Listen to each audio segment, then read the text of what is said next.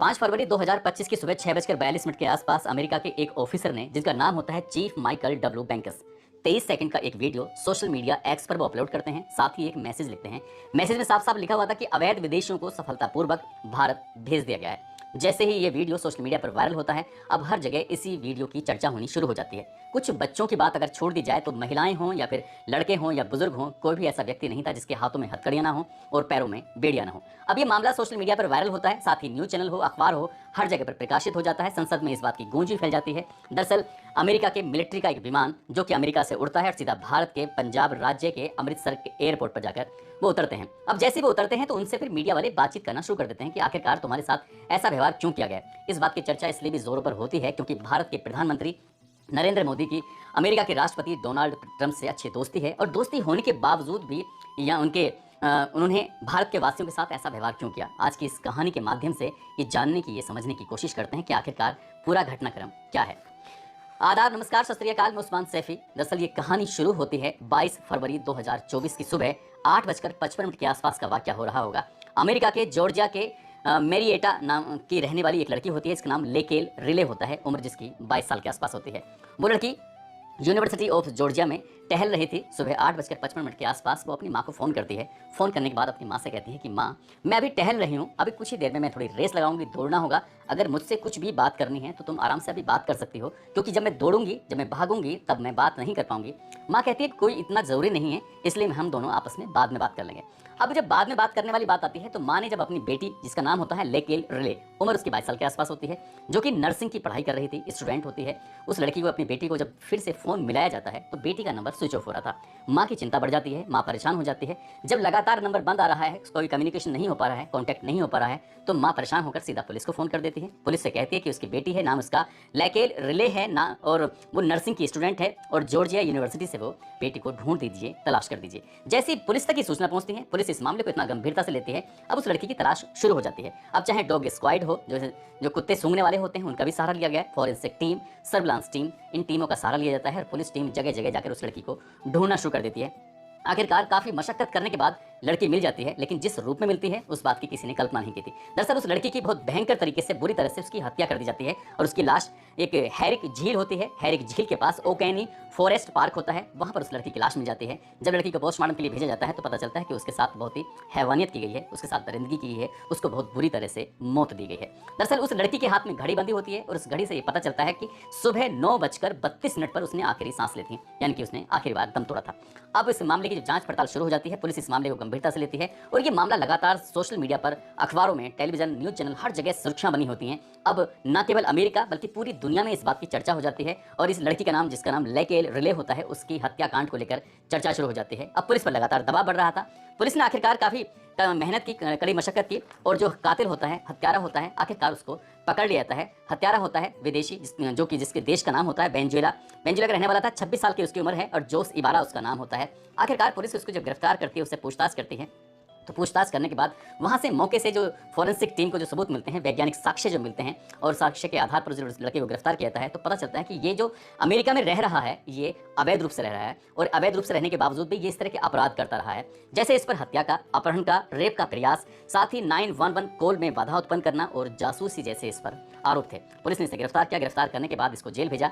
इस पर मुकदमा चल जाता है, और ये मामला अमेरिका में लगातार हाईलाइट होता चला जाता है। जब ये हाईलाइट हो रहा था तो आखिरकार कोर्ट ने बहुत कम समय में 20 नवंबर 2024 को इसको आजीवन कारावास की सजा सुना दी। हालांकि ये लगातार ये कहता रहा कि मेरा इस मामले में कोई दोष नहीं है, लेकिन ये एक सबसे बड़ा दोष इसका ये था कि ये अवैध रूप से अमेरिका में रह रहा था। अब इसी महीने यानी कि नवंबर 2024 को अमेरिका में राष्ट्रपति और उपराष्ट्रपति की पद के लिए चुनाव होना था, और इसी चुनाव में खड़े हो जाते हैं राष्ट्रपति पद के लिए डोनाल्ड ट्रंप। और जैसे ही डोनाल्ड ट्रंप अपनी किस्मत आजमा रहे थे तो उन्होंने एक चुनाव में मुद्दा बनाया। उन्होंने कहा कि अवैध तरीके से यहाँ लोग रहते हैं, बड़ी संख्या में लोग रह रहे हैं, और वो दो काम करते हैं। एक तो वो अपराध करते हैं, और दूसरा उनका काम होता है कि अमेरिकियों की नौकरियां खा जाते हैं। जैसे अमेरिका में रेस्टोरेंट होते हैं, साथ ही बच्चों की देखभाल करने के लिए आया की नौकरी होती है, पशुओं की देखभाल करने के लिए लोग रखे जाते हैं, मजदूरी करते हैं, चाहे वो खेतों की मजदूरी हो, या फिर निर्माणाधीन कार्य जो होते हैं वहाँ पर, या पेट्रोल पंप पर, या फैक्ट्री में लेबर का काम होता है। इस तरह के जो काम होते हैं, इन कामों को करने के लिए जो विदेशी अलग अलग दुनिया के अलग अलग हिस्सों से लोग पहुँचते हैं, वो एक साल में महज 50 या 60 लाख रुपए एक साल में इसी बात से कमा लेते हैं। यदि अमेरिका का कोई व्यक्ति इसी नौकरी को अगर वो करेगा तो उसे कम से कम 1.25 करोड़ रुपए देने पड़ेंगे एक साल में उन लोगों को, यानी कि अमेरिकी को देने पड़ेंगे 1.25 करोड़ रुपए। और कोई विदेशी वहां पर आता है, चाहे वो भारत का है, पाकिस्तान का है, बांग्लादेशी, किसी भी मुल्क का क्यों ना हो, उस पर बस 50-60 लाख रुपए खर्च होंगे। जब जेब से पैसा कम जाता है तो कोई अमेरिकी इस बात पर विरोध भी नहीं करता और बड़ी संख्या में लोग ये यहाँ पर अवैध रूप से अमेरिका पहुंच जाते हैं, क्योंकि वहाँ की जो करेंसी है डॉलर, उसकी कीमत ज़्यादा होती है, उसकी वैल्यू ज़्यादा होती है, और जो अन्य देशों के लोग होते हैं उसकी जो करेंसी होती है उसकी वैल्यू कम होती है।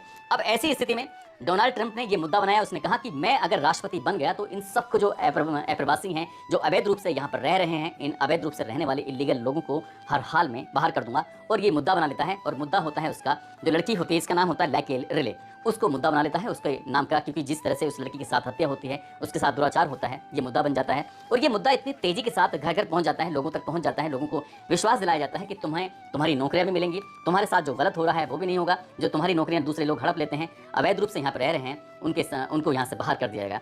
अब यहाँ वोट डालना शुरू हो जाता है। जैसे वोट डलता है, आखिरकार लोग सहमति के साथ वोट डालकर डोनाल्ड ट्रंप को चुन लेते हैं। वो 60वें राष्ट्रपति के रूप में चुन लिए जाते हैं। जैसे ही 60वें राष्ट्रपति के रूप में चुने जाते हैं तो मीडिया में ये बात सुर्खियां बन जाती है कि आखिरकार जो उन्होंने मुद्दा बनाया था उस मुद्दे के आधार पर उनको चुन लिया गया है। लेकिन 20 जनवरी 2025 को डोनाल्ड ट्रंप जैसे ये शपथ लेते हैं तो सबसे पहले एक एक्ट बनाते हैं, और वो पहला एक्ट होता है लैकेल रिले एक्ट। दरअसल इस एक्ट में साफ साफ बताया गया था कि जो अवैध रूप से बिना किसी दस्तावेज के अमेरिका के अंदर प्रवेश कर गया है उसको पकड़ कर उसको डिटेन करने के बाद उसको बाहर कर दिया जाएगा। अब यहाँ से कुछ एजेंसियों ने ये आंकड़े जुटाने शुरू कर दिया कि पूरे अमेरिका के अंदर कितने ऐसे लोग हैं जो अवैध रूप से रह रहे हैं। तो पता चलता है कि लगभग 1.25 करोड़ लोग हैं, 1,25,00,000 लोग जो अवैध रूप से बिना किसी दस्तावेज के, बिना किसी लीगल तरीके से वो घुस जाते हैं और वहां जाकर लंबे समय से कोई रह रहा है। किसी का तो वीजा खत्म हो गया है, किसी का कुछ इस तरह से, कुल मिला के 1.25 करोड़ का ये आंकड़ा बताया जाता है। अब इस 1.25 करोड़ के आंकड़े की अगर बात करें तो भारत के लगभग 7,25,000 लोग ऐसे हैं जो अवैध रूप से अमेरिका में रह रहे हैं। अब इसमें जब इनकी टीम ने, एजेंसियों ने ये जांच पड़ताल करना शुरू किया है तो पता चलता है कि 20,407 ऐसे लोगों को चिन्हित कर लिया गया जिनके पास कोई ऐसे दस्तावेज नहीं थे जिनको लीगल घोषित कर दिया जाए, जिनको रहने की अनुमति दे दी जाए। आखिरकार 20,407 लोगों को जब चिन्हित कर दिया जाता है तो इसमें से 2,467 लोगों को डिटेंशन सेंटर में डाल दिया जाता है। एक तरह की जेल होती है और जेल में ऐसे ही लोग रहते हैं जैसे कि भारत के अंदर शायद असम में बताई जाती है। अब चीन में भी इस तरह की जेल है, जो गैर कानूनी तरीके से किसी देश के दूसरे देश के लोग वहाँ पर रह रहे हैं उन लोगों को ऐसे डिटेंशन सेंटर में डाल दिया जाता है जहाँ रहने खाने पीने का सब तरह का इंतजाम होता है। तो भारत के 2,467 लोग अमेरिका के डिटेंशन सेंटर में थे। हालांकि टोटल मिला के संख्या यहाँ पर 42,000 के आसपास बैठती है, और अगर इस डिटेंशन सेंटर की क्षमता की अगर बात करें तो पता चलता है कि 38,521 की ही क्षमता है, बल्कि इससे ज़्यादा इनकी 42,000 उसमें लोग रह रहे थे। आखिरकार बाकी जो बचते हैं 20,407 में से जो 2,467 को डिटेंशन सेंटर में, 17,940 ऐसे हैं जिनके पैरों में एक एंकल मॉनिटर डाल दिया गया है। एंकल मॉनिटर, इसका फोटो भी मैं आपको बराबर में लगा के दिखाऊंगा, जिसमें होता क्या है कि किसी भी आदमी की एक सीमा निर्धारित कर दी जाती है, उस निर्धारित सीमा से वो बाहर नहीं जाएगा। यदि उसने बाहर निकलने की कोशिश की तो मशीन वो अपना एक सायरन बज जाएगा और पुलिस मौके पर तुरंत पहुंच जाएगी। अब ऐसी स्थिति में 17,940 लोगों को इस तरह से एक जगह नजरबंद कर दिया गया है पूरी तरह से। आप ये आसान भाषा में समझ सकते हैं कि जैसे कि पाकिस्तान की रहने वाली सीमा हैदर भारत में आ जाती है, और भारत जब आ जाती है, मेरी एक अधिकारी से बातचीत चल रही थी, वो कहते हैं कि अगर सीमा हैदर के बारे में अगर हम बात करें तो सीमा हैदर जिस जगह पर वो रह रही है, रबूपुरा क्षेत्र में जिस जगह पर वो रह रही है, उससे कहीं बाहर वो उसके बाद नहीं देखी गई होगी। ना दिल्ली देखी गई होगी, ना नोएडा के किसी मॉल में देखी गई होगी, ना दुकान पर देखी गई होगी। उसको एक एरिया निर्धारित कर दिया गया है कि इस एरिया से अगर तुम कहीं बाहर जाती हो तो तुम्हारे खिलाफ कानूनी कार्रवाई, यानी कि उसको तुरंत उठाकर जेल में डाल दिया जाएगा। तो ठीक इसी तरह से 17,940 लोगों पर एंकल मॉनिटर लगा दिया गया है, उनकी एक सीमा निर्धारित कर दी गई है, और जाते हैं तो उनको तुरंत उठाकर जेल में डाल दिया जाएगा। अब आते हैं डिटेंशन सेंटर के 2,467 लोगों में से 104 लोगों को इन्होंने पहले हिरासत में लिया। एक तरह से हिरासत नहीं कहेंगे, उनके पैरों में बेड़े डालते हैं और हाथों में हथकड़ियां डालते हैं।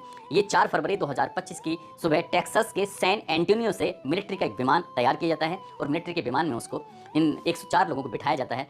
हद तो तब हो जाती है जब ये लोग यहाँ भारत के लिए लाए जा रहे थे तो उस विमान के अंदर एक ही टॉयलेट होता है। 40 घंटे लगभग वो हवा में उड़ता रहता है, और 40 घंटे तक कैसे आदमी रहेगा, उसको बैठने की एक जगह निर्धारित कर दी जाती है। वो अपनी जगह को छोड़ नहीं सकता था, हाथों को हिला नहीं सकता था, सो नहीं सकता था। 40 घंटे तक उनके साथ ऐसा व्यवहार किया गया। जब मीडिया के सामने उन्होंने आकर ये पूरी कहानी बयां की तो लोग सुनकर उनके रोंगटे खड़े हो जाते हैं। लोग सोचने पर मजबूर हो जाते हैं कि आखिरकार अमेरिका ने उन्हें जब वापस भेजा, वो बिना दस्तावेज के वहाँ पर पहुँच जाते हैं, इलीगल तरीके से वो अमेरिका के अंदर प्रवेश कर जाते हैं, उनके साथ जब इस तरह के व्यवहार किया गया है, जब वो यहाँ यानी कि भारत में 5 फरवरी 2025 को दोपहर 2 बजे जो पंजाब के अमृतसर का जो एयरपोर्ट होता है, उस एयरपोर्ट पर जब आके उतरते हैं, मीडिया वाले उनसे बातचीत करते हैं, तब वो अपनी कहानी बयां करते हैं। दरअसल उनके हाथों में हथकड़ी, पैरों में बेड़ियां पड़ी हुई थी और गुजरात के वो उसमें 33 लोग होते हैं, हरियाणा के 33 लोग होते हैं, पंजाब के 30 लोग होते हैं, महाराष्ट्र के 3 और उत्तर प्रदेश और चंडीगढ़ के 2-2 लोग होते हैं। अब इसमें महिलाओं को तो अपने बच्चों के साथ तो थोड़ा सा रहम कर दिया गया था, बल्कि चाहे महिलाएं हों, चाहे पुरुष हों, चाहे बुजुर्ग हों या फिर लड़के हों, किसी को भी उन्होंने बख्शा नहीं था। और इस तरह की जब सोशल मीडिया के एक्स हैंडल पर ये पोस्ट वायरल होती है, पोस्ट वायरल होने के बाद फिर अब चाहे वो सोशल मीडिया के अलग अलग प्लेटफॉर्म हो, यूट्यूब हो, फेसबुक हो, या फिर अलग अलग अखबार हो, या फिर न्यूज़ चैनल हो, ये हर जगह ये न्यूज़ चैनल लगती है। लोगों ने अब सवाल उठाना शुरू कर दिया। साथ ही संसद भवन में इस बात को लेकर हंगामा शुरू हो जाता है। वो लोग सड़कों पर उतर आते हैं, विरोध प्रदर्शन करते हैं, कहते हैं कि जब भारत के प्रधानमंत्री नरेंद्र मोदी की अमेरिका के राष्ट्रपति डोनाल्ड ट्रंप के साथ बहुत अच्छी दोस्ती होती है, जब 2019 की बात है, सितंबर का महीना होता है, जब ये नरेंद्र मोदी अमेरिका जाते हैं तो कहते हैं आपकी बात ट्रंप सरकार, न केवल ऐसा बोलते हैं बल्कि भारत में ये फरवरी 2020 में नमस्ते ट्रंप करके एक प्रोग्राम भी चलाया जाता है और उनके भारत के अलग अलग हिस्सों में घुमाया जाता है। तब उससे ये पता चलता है कि वाकई नरेंद्र मोदी जी की डोनाल्ड ट्रंप के साथ बहुत अच्छी दोस्ती है और उसके बावजूद भी भारतवासियों के साथ इस तरह का व्यवहार उन्होंने किया है, करवाया है। ये वाकई अपने आप में बड़े सवाल खड़े करने वाली बात है। अभी देखा जाए तो ये 104 ही भारत के वासी यहाँ पर आए हैं। अभी बाकी संख्या यानी कि 17,940 जिनके पैरों में एंकल मॉनिटर पड़ा हुआ है, साथ ही 2,363 जो कि डिटेंशन सेंटर में है। अब की बार जो विमान आएगा तो क्या वाकई उनके पैरों में हथकड़ियाँ होंगी, हाथों में हथकड़ियाँ होंगी, पैरों में बेड़ियाँ पड़ी होंगी, या फिर उन्हें एक अच्छे नागरिक की तरह लाया जाएगा, छोड़ दिया जाएगा, या भारत की तरफ से कोई नया प्रपोजल भेजा जाएगा, या भारत की तरफ से कोई नया प्रयास किया जाएगा, या दोस्ती का वास्ता दिया जाएगा।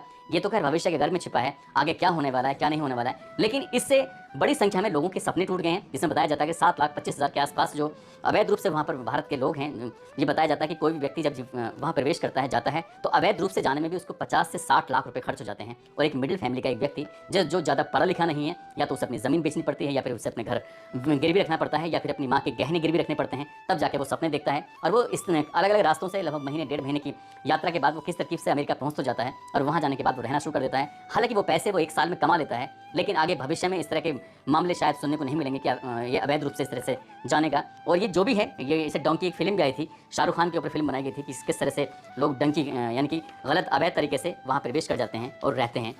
और जो भी है अमेरिका बाकी लोगों को जो भारत भेजेगा उसमें जैसा व्यवहार 104 लोगों के साथ किया गया है ऐसा व्यवहार ना हो, इसलिए भारत की सरकार को अमेरिका के राष्ट्रपति से या अमेरिका सरकार से बातचीत करनी चाहिए ताकि लोगों की जो भावनाएं हैं वो आहत ना हो। दोस्तों, इस पूरे घटनाक्रम को सुनाने का उद्देश्य किसी को परेशान करना नहीं है, किसी का दिल दुखाना नहीं है, बल्कि आपको जागरूक करना है, आपको सचेत करना है। और जाते जाते